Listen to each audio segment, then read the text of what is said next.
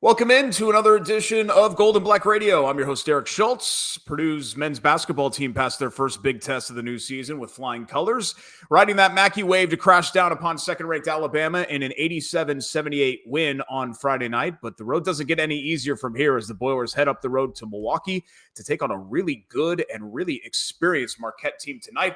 We're going to talk about it all with our resident hoops guru, Brian Neubert, here in just a bit. But first, a thank you to our sponsors, including Purdue Federal Credit Union, a proud partner of Purdue Athletics and the official credit card for Purdue fans. Boiler up. East End Grill and Ripple and Company, two distinctive bistros across the street from one another on the far end of Main Street, the perfect place for your next event. And the Whitaker Inn for unparalleled comfort and cuisine. Visit the Whitaker Inn. Now for unparalleled comfort and analysis, let's go to Brian Neubert. I struggle with segues. I'm sorry. Yeah. Unparalleled comfort. I can't help you with that, buddy. You look comfortable, the Under Armour hat, and you're just kind of lounging. I don't know. I feel I've got gym shorts and whatever on. We're taping this on Monday night. Brian will be on his way to Milwaukee here shortly, coming up tomorrow for an interesting road test against Marquette. But let's first start with the Alabama game, Brian, because look, I get this team just played in a national championship game, but man, that was about as good as I've felt about any win since this whole non-conference run started. I know it wasn't perfect, and we're going to talk about some of the non-perfect things, but was that everything you could have realistically hoped Purdue could be on November 15th, especially given the opponent? Well, yeah, it served notice that,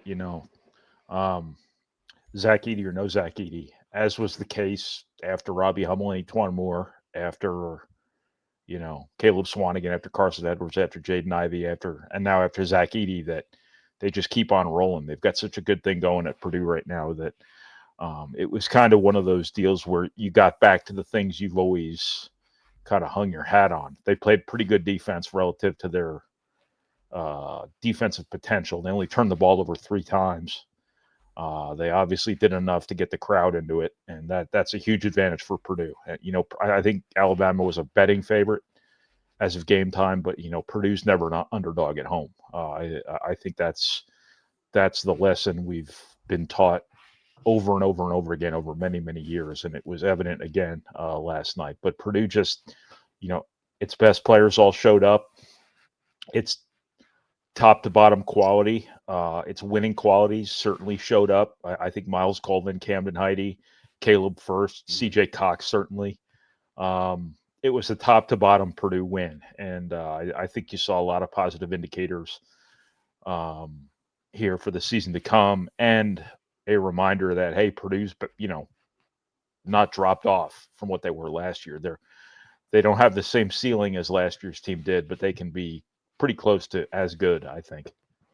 Yeah, and let's talk about some of that top to bottom, because Trey Kaufman-Renn was the top, right? He was the bell cow. But I think really if you could kind of break that game down almost in mini stretches where I thought there were several individuals who carried them through very important junctures of that game. Goes without saying, CJ Cox 3-point barrage was one when it looked like the game was getting away. But, Alabama started figuring itself out late in the first half, and I really thought Fletcher Loyer picking it up offensively and kind of bridging the two halves. Of course, he hit the buzzer-beating 3 right before halftime, and I think he scored 12 of his 17 in a 7 or 8 minute stretch there. And then the bigs with Caleb First, and how about Raleigh Burgess stepping out, hitting a 3, helping them survive Will Berg's foul trouble. I thought that was super important too. And I didn't even mention Miles Colvin there with his defense, who didn't even attempt a shot, am I right? And still impacted the game. 0 field goal attempts, and he was the happiest guy in the gym that they won at the end, and that just speaks volumes to his growth as a basketball player. He used to be the consummate, YouTube guy. It was all about threes and dunks, and him really, really contributing to that win without any of his long-time basketball identity showing up in any tangible way was a really, really telling reflection of his growth as a basketball player and as a winner. To Fletcher Loyer, I did want to mention what you just said about Caleb First and Raleigh Burgess really helping them through a perilous time there after Will Berg and Trey Kaufman-Renn got their second fouls. But Fletcher Loyer's got this knack. You can probably go back to a couple games this season where that final 10 minutes of the first half, Painter's messing around with lineups a little bit. Sometimes there's been foul trouble, things like that. There have been some offensive lineups out there that haven't been optimal. I'm not sure we know what optimal is at this point in the season yet, but when you go back and look at the game, you get through those stretches where you maybe don't have your best five out there all the time, or you've got some things to overcome. You look at those stretches, and it's Fletcher Loyer scored. Fletcher Loyer made a hockey assist. Fletcher Loyer had an assist. Fletcher Loyer scored. Fletcher Loyer got to the foul line.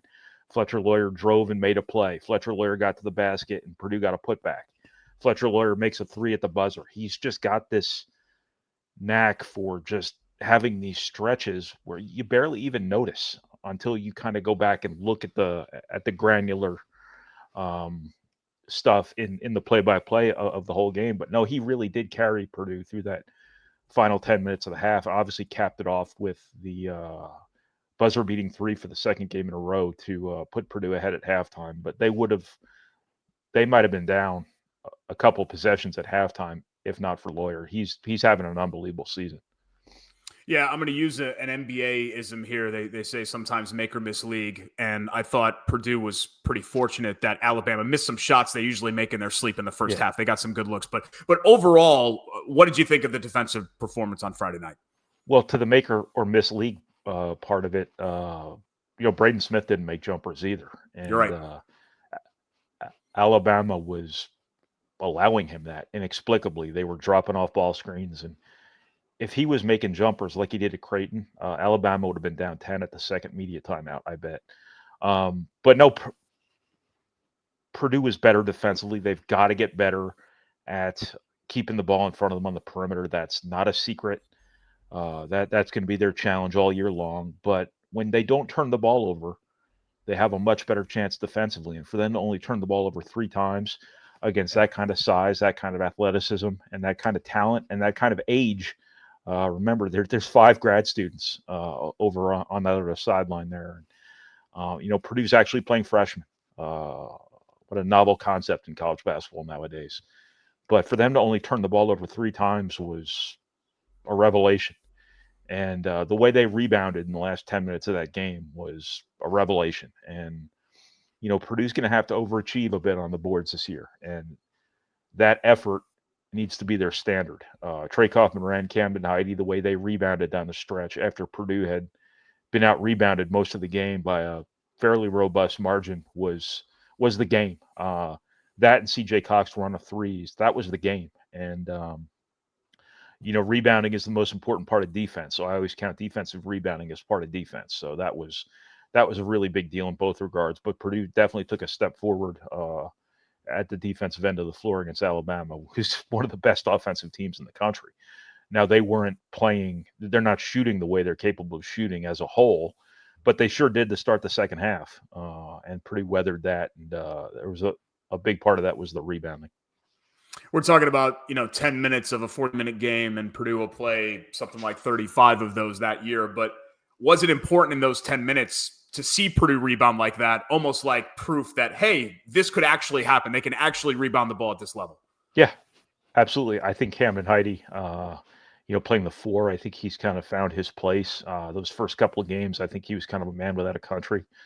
But now that they're playing Trey Kaufman-Renn at the 5 more, I think that's opened up some opportunities for Heide. And, people look at him as a guard, a wing, because that's what he's always been. But you look at him, he's a power forward. He's not a wing anymore. You look at his physique, his body, his strength. And when guys like that who are athletic play with energy and play hard, good stuff happens inevitably. And you've seen that on the glass for him. And, I don't expect him to be Purdue's leading rebounder or anything like that this season, but he and Miles Colvin have to use their athleticism on the glass and on defense, and both of them certainly did in that Alabama game. That was a great sign. Trey Kaufman-Renn, too, just played so hard, too. And, he's not going to overpower anybody, nor is Caleb First, but those guys did a great job just using their bodies and just occupying people. And that's half the battle. Just take somebody with you and let somebody else come in and get the ball if you can. And that's just what Purdue's got to do all year long. And they did it at the highest level possible against Alabama. They just need to keep it up. We're talking Purdue Hoops with Brian Neubert of goldenblack.com. This is Golden Black Radio. Thanks so much for joining us. Want to also thank a couple more of our sponsors, including Sand Valley Resort. Celebrate all the wilderness provides this fall and winter at Sand Valley. Experience everything from Thanksgiving dinner, curling, and ice hockey to ice fishing and snowshoeing, and even the restorative benefits of a guided cold plunge in the frozen lakes. Start planning your next winter getaway by visiting sandvalleypursuits.com. Also, the Purdue Institute for Cancer Research, which has a history of innovation and one goal for the future: defeat cancer.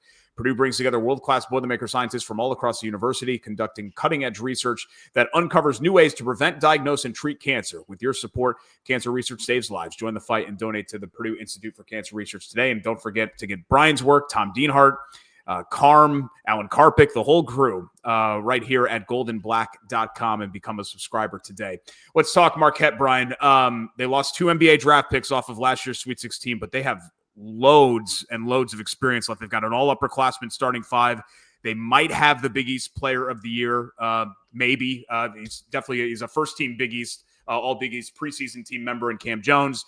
And it's kind of remarkable because they didn't add any transfers, so it's not like they imported their experience. Yeah. These are all guys that have been with the program and with Shaka Smart. How big of a challenge is this going to be? Not only the fact that you're going on the road against a really good Power 5 opponent, if you will, in Marquette, but just the experience that they bring to the table, which is seemingly more rare than not here in college basketball, where it's a little bit of a turnstile. Yeah, it's kind of more of the same. It's kind of the same as it was with Creighton and Alabama. You look down at their rosters, it's like, hey, these are all the same guys from last year. Yeah. And in Marquette's case, they're doing a lot of the same way Purdue is, where they're just getting guys in their program. They're getting guys who are good for Marquette basketball, and they're just keeping them around. And you end up old, but you end up with continuity, and you end up with a ton of experience. And this is the 3rd year in a row these two teams are playing. And it's going to be a lot of the same faces. The Marquette game in Mackey Arena 2 years ago was Braden Smith's coming out party. The last few minutes of that game, he took that game over, and then Purdue went to Portland and beat West Virginia, Gonzaga, and then Duke. And, it was kind of off to the races. And, part of 39 straight non-conference wins. Now, Purdue's going to have its hands full with Marquette, as it did in each of those last 2 meetings, but they should know Marquette pretty well, but Marquette should know Purdue pretty well too. So it's going to be a pretty interesting matchup here. They've got to do a good job on Cam Jones, obviously. Mark Sears was a great, dry run, so to speak, but Purdue's got a lot of guys they can throw at really high-end guards between Jakari Harris, Braden Smith, Miles Colvin, now CJ Cox. They've got a lot of bodies they can throw at people. And I thought they did a pretty good job on Mark Sears, and now Cam Jones is just as big a challenge. And you mentioned the 39-game non-conference run. It sounds kind of ridiculous to say out loud. It goes all the way back to December of 2020, especially just with the number of marquee wins. And I know that the Alabama one was at Mackey, but many of them have come on neutral courts in these preseason tournaments in Maui and things like that. Are we appreciating in the moment how crazy this run is? I mean, 5th all time, right? I think that they're now in a 5th place tie for the most. And this isn't like, some of these other runs, no offense to like Jim Boeheim's Syracuse teams, but like they didn't leave the state of New York until February in most of those seasons. Right. This is, it's incredible what I shouldn't be surprised anymore, but I felt like Friday night, I was still like, wow, they beat that Alabama team, and they just keep doing this over and over again in November and December. Yeah. Well, let me run you through some names of some of the teams that have been included in that 39-game winning streak. Gonzaga twice. No, Gonzaga once, because one was in the NCAA tournament, so never mind. Tennessee and Maui last year. Marquette twice. Duke, North Carolina, Villanova, Arizona, not twice, because the Atlantis thing was before the winning streak. Beat them in Indy, though. Yeah, you beat them in Indy. I mean, blue blood programs, the best of the best. And, that's what fans want Purdue to be. And when you're beating those teams and you're taking care of business against everybody you should beat, I don't know if people realize how hard it is to also just not, fall on your face too against somebody you should beat. And, Purdue's not done that either. That they've just been very businesslike and very professional, very consistent. And that's been really impressive when these last couple of years, keep in mind, 2 years ago, how freshman dominated that team was. You had Braden Smith and Fletcher Loyer were your two starting guards. For that team to have gone undefeated in non-conference play was unbelievable. I've very few things surprise me about college basketball anymore, but I was in Portland a couple of years ago, and I can't remember what the Clark Griswold line is from Christmas Vacation, where he says, I wouldn't be more surprised if I woke up with my head stapled to the carpet or something like that. That was shocking that they won that thing. And then I figured somebody in Maui last year would get them because Purdue was more different last year than I think people give them credit for. Just because all the same players were back doesn't mean you were running the same offense. Doesn't mean everybody was playing the same way they were playing the year before. But for them to have won those 3 games in 3 days in Honolulu was just an absolute statement that team. That's when I knew Purdue was going to the Final Four, was after they won the Maui Invitational last year. Just the consistency has been unbelievable, to be honest with you. I don't think we'll ever see a streak like this again at Purdue, at least, or in the Big Ten, or nationally, probably, especially now that everybody's bringing in new players every single year. Yeah. It's just going to be a really hard thing for anyone to do. And those wins last year, you mentioned the Maui wins, they aged really well because Marquette was a terrific team and they went to the Sweet 16. Tennessee was a terrific team and they were, neck and neck with Purdue in that Elite Eight game. And I think especially with what we saw from those freshmen, you mentioned the experience that Alabama has, but those freshmen that they have in March, those guys are going to be even better than they were on Friday night. I mean, I think that Alabama win is going to age tremendously. Yeah, I expect them to fully be a Final Four contender. Yeah. The thing about this too, that's kind of, I don't know if this is the right way to use the word ironic. I have to check with Alanis Morissette, but like he schedules to lose. Yeah. And I don't know if that makes any sense on the surface, but he schedules a lot like Nate Oates does, a lot like what you're seeing Shaka Smart do as well. And those coaches deserve tremendous credit for doing this.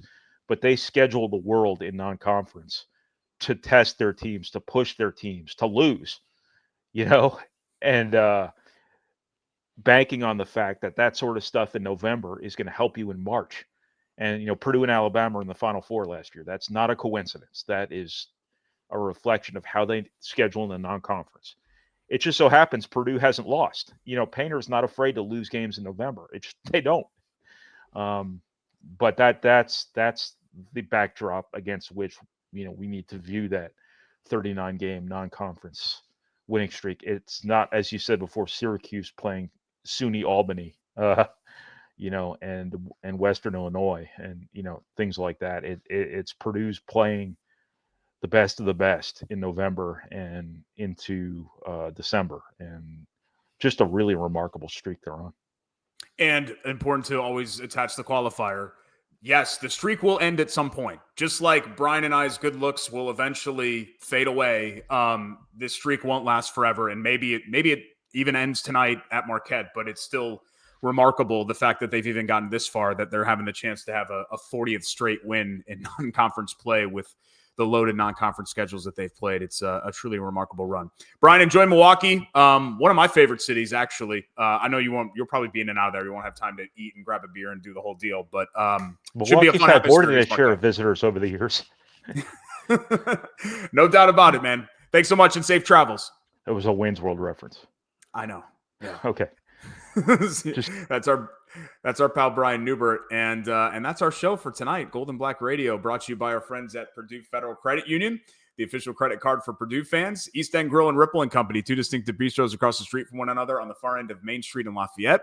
The Whitaker Inn, this Midwestern oasis, perfect for a relaxing staycation or a weekend getaway. Escape from the ordinary at the Whitaker Inn. Sand Valley Resort, celebrate all that the wilderness provides this fall and winter at Sand Valley. Start planning your next winter getaway by visiting sandvalleypursuits.com and the Purdue Institute for Cancer Research. The Purdue Institute for Cancer Research has a history of innovation and one goal for the future: defeat cancer. Join the fight and donate to the Purdue Institute for Cancer Research today. My personal favorite Wayne's World line was when Wayne's crazy girlfriend gets him a gun rack.